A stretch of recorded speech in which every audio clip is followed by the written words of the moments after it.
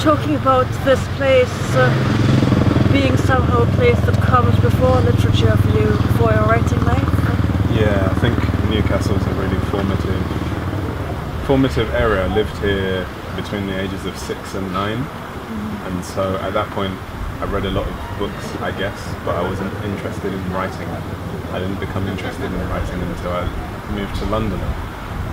Except I guess I was interested in language at that point, and in particular when I came here, the accent was something that got me interested in language in a very specific way, the sound of words.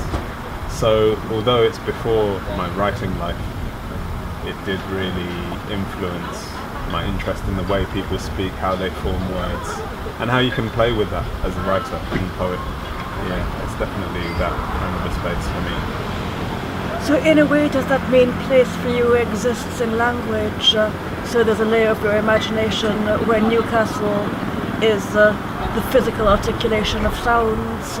Yeah, I think so. I think whenever I hear like the sound of gulls and like trains and various sounds like that, it brings me back. And also the accent, like there's a moment of magic when I hear the accent where I'm transported always. And it is for me a place of sounds now because I can't access that same place I used to live in, which I think is familiar to a number of people who've made that move. I don't know, perhaps you feel a similar thing in relation to Trinidad, or maybe you don't. Well, in Trinidad there isn't really one accent, and people often tell me incredibly unconsciously racist things, such as you don't sound Trinidadian, or you do sound Trinidadian, sometimes on the basis of having met one Trinidadian other than me. Okay. And what's interesting in Trinidad is you can hear people's accents varying with respect both to urban and country, but also to what languages underlie the language they now speak, which might not be languages they really know, but definitely a kind of very high-pitched and end-accented way of expressing anger, which I hear in families who've got Hindustani or Bhojpuri, or also a very sort of bamboo flute way of expressing love. And these might not be people who actually speak Hindustani or Bhojpuri, but just those ways of using the voice musically come with those languages, and the languages have been lost, but the music hasn't been lost. You get the same thing with Yoruba, French, Spanish, Portuguese, Irish, Scots, other languages, even Arabic. Do you think that musical way of speaking comes from how mixed the place is, that particular island, or? Yes, and I think it is also mixed music. So at any given tranche of time, you'll hear different countries and different languages surfacing in one voice. So that whole pressure to talk about what is the poet's voice, what's the poet's true voice, where does the voice belong, or where does it come from? If it comes from an island like that, it comes from many, many currents. I've been really interested in, because you studied Old Norse, yes. I've been really interested in how that comes into your work in terms of the word forms, the kinds of words you use, but also just like the mythic quality and that kind of stuff. Could you say something about that? Yeah, that's interesting because the Old Norse I studied was very much the prose as well as the poetry, which is deeply not mythic. And it's the prose of people who separated themselves from kings in Scandinavia and were trying to run a proto-democracy. And the prose is very much Iceland trying to tell itself its own story of beginning, and a lot of it is squabbles over sheep farms, who took which land, who rode whose horse, who sold cheese or stole cheese. It's very prosaic, and it's very akin to 20th century Caribbean fiction in some ways. Oh, okay. And do you draw out those kind of links in your own writing, or is it just something that sits at the edge of what you do? I think what I learned from it was how to leave things out. It's very, very clever, and people talk about it having an objective style, but it's not really an objective style in saga prose, it's more a selective style. So you'll be shown the little details, almost like in a detective novel, that lead you to particular conclusions that are not overstated. I think That's one thing I love about Newcastle is that idea of like an arcane language remains. There's a connection to English as a very broad thing that you don't get in London quite as much. I feel that very strongly here. There's poetry in the language here. I was noticing there were Norse remains in the place names, like the use of gate for road, which you also find in Yorkshire, of course, which is purely Old Norse. Yeah, there's a lot of that. And also just stuff related to bodies of water and like the old kind of industries and that kind of stuff as well. Yeah. What do you feel about place in terms of belonging or ownership or inheritance or transition? We're both in an anthology which is Black and Asian poets writing about place, but neither of us writes what might be the stereotypically expected poetry of loss, of always being in but not of. Oh yes,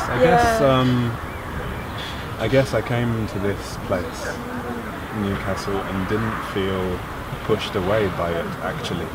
I was 6-7 years old and I made really good friends and I loved this place. When I had to leave here I felt upset. So I didn't feel that sense of leaving Zambia as a loss as such until much later. And I guess then I didn't feel moved to write about the loss as such. I felt moved to write about things around the loss perhaps. And so it wasn't just sadness that came out of that movement.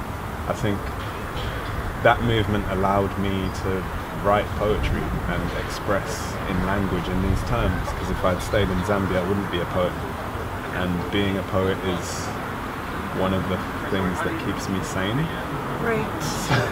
So I feel gratitude is maybe the wrong word, but I feel I've made peace with having left a place that I can't go back to, and so I don't have that sense of loss that sometimes people have when writing about or through migration. There's also a curious way in which I think places can be like people, and if you love a place or are engaged with a place day in, day out, it would be rather strange to keep on harking back to the one you no longer had.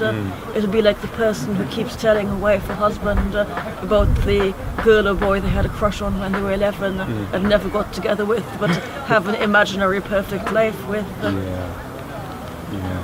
How do you feel about Trinidad in relation to those questions? Because I know you go back to Trinidad a lot, and also the Caribbean generally. You travel around. You've just been at Focus, and you travel around in the region. How do you feel also coming here with so many people traveling from different parts of the Caribbean and coming together here and having a sense of a Caribbean identity here? How do you feel about belonging and place in relation to all of those feelings? There's a curious way in which I've found places layer each other.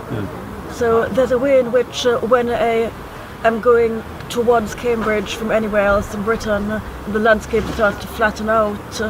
I start to remember other flat places, I think because I see likeness and homology, and I start remembering the sort of sugarcane areas or the flat places that you drive past or live in if you're my grandfather around central Trinidad. And similarly with mountains, I get very pleased when there's a hill that behaves like a mountain. Because behind my mother's house in Trinidad there's a foothill of the northern range of mountains, which although it's quite low, it's very jagged and covered in dark green. And I think that's one of the reasons that I felt quite at home in Scotland, because from infancy I was programmed to look up to something jagged, and there's a very, very basic level which doesn't really need to be theorized, that when I'm looking up at jagged things, it feels like home. I think there's a very I feel at home near somewhere that has water close by it somehow. I don't know why. And also I like busy places, and that doesn't make any sense to me because where I came from in Zambia wasn't so busy as everywhere else that I've lived. But since living in, I guess, cities most of my life, I've always felt at home in busy places of activity and Yes. collision and crossing. I think this is what's interesting in terms of polemic about perceivedly ethnic poets often being tied down, and you have to like something only if it's part of your genetic or historical inheritance, that you own it in some way. Yeah. And there's a sort of removal or ignoring of that layer of pure individual reaction. My mother is very similar to you.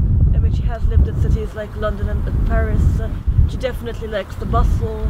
In Trinidad, I'm always begging her, don't you want to go and move to somewhere very quiet where you just hear the whisper of the forest? And she's adamant, no.